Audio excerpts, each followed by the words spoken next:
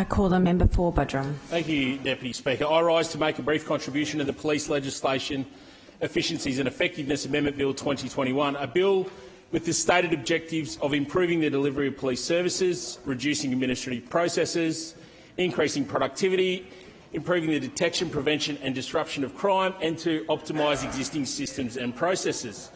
Deputy Speaker, at the outset I'd like to thank the men and women of the Queensland Police Service for all that they do to keep our community safe.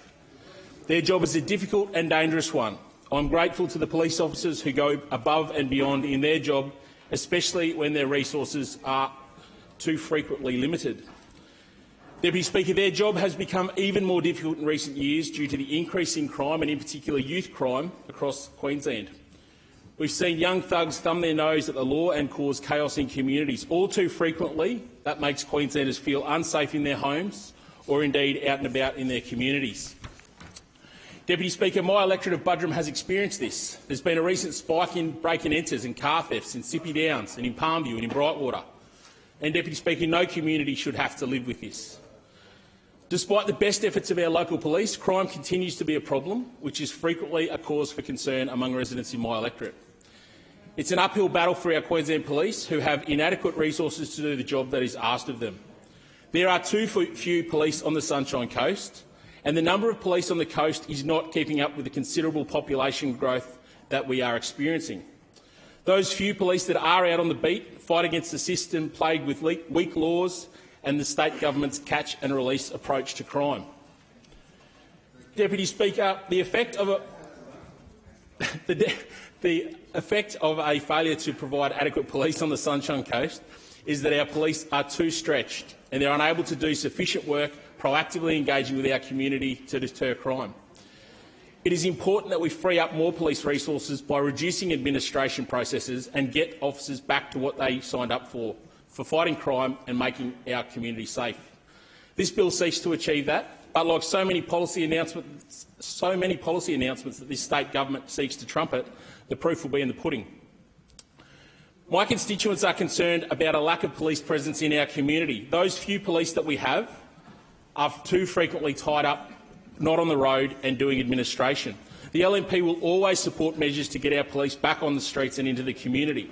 I know that our local police officers want to be out there on the road, not stuck at their desk doing unnecessary paperwork. Deputy Speaker, access to police is becoming more and more difficult for people in my community. People in my electorate of Buderim want to see our police on the street, patrolling, responding to calls for service, not just the most serious offending, all calls for service, and they want to be able to walk into a police station and talk to an officer to report crime or to discuss how to keep our community safe.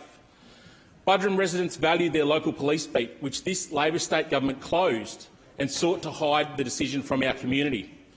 Our police beat, which has been there for many years and was manned for 5 days a week, has now been reduced to an occasional mobile police beat, which I had to fight to even get, and it shows up 2 days a week.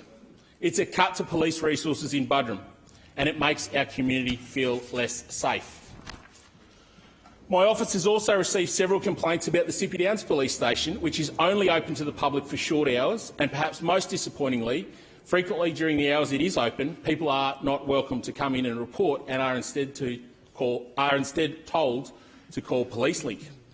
I understand the use of PoliceLink to free up resources, but I also believe it's important for people to have the option of attending the local station for face-to-face communication, and this is particularly vital for our elderly population. It is not a criticism of the hard-working police officers at Sippy Downs or anywhere else on the Sunshine Coast. This is about a lack of resources and a lack of staff. I know that our local police leadership are working to address the issues that have presented at Sippy Downs Station, but our community has not had the level of service required to instil public confidence and keep our community safe for too long. I ask the Minister for Police to ensure that local stations like Sippy Downs have the resources that they need to be able to meet the needs and expectations of our growing communities.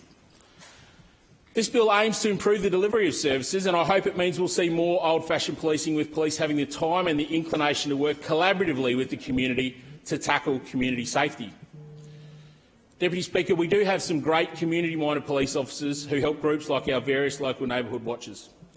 Neighbourhood watch groups like the Mountain Creek Neighbourhood Watch, which has been capably led by Wendy Walker for many years, and which has strong engagement across the suburb of Mountain Creek. We've also seen the Sippy Downs and Palmview Neighbourhood Watch re-established under the leadership of Margaret Bertoldo recently. Given the property crime, hooning and antisocial behaviour that we've seen in suburbs like Sippy Downs, I believe that our neighbourhood watches perform an important link between the community and the Queensland Police, and I will continue to support them. Deputy Speaker, I've been disappointed that the state government has not appointed a school-based police officer to Chancellor State College or to Mountain Creek State High School, which the LNP has committed to and that I'll continue to fight for. School-based police officers are an important way to connect with communities, especially the young people who might be heading down the wrong track. And at those two schools, Deputy Speaker, we have more than 6,000 students who could be connecting and working and developing a positive relationship with police rather than their first interaction with police being when they're in trouble. Our school-based police officers do a great job at being proactive, and perhaps, if more resources are available, the state government may revisit this issue in the future. Deputy Speaker, before I finish my contribution today, I'd also like to address the amendments around alcohol and targeted substance testing. I support these measures, but I believe that as elected representatives we should be leading by example with respect to measures such as substance testing.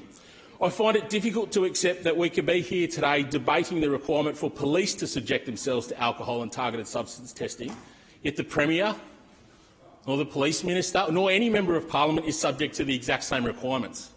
We all should be. All members of Parliament should be required to submit themselves to alcohol and targeted substance testing on a regular basis, just as our police are. And it is not unreasonable to suggest that the same standard should apply to us as applies to them. So, Deputy Speaker, again on behalf of my community and the electorate of Buderim, I'd like to thank everyone who pulls on the blue uniform each and every day to keep our community safe. We need to do more to support and to provide them with the resources that they need to make their job easier and more efficient. Madam Acting Speaker.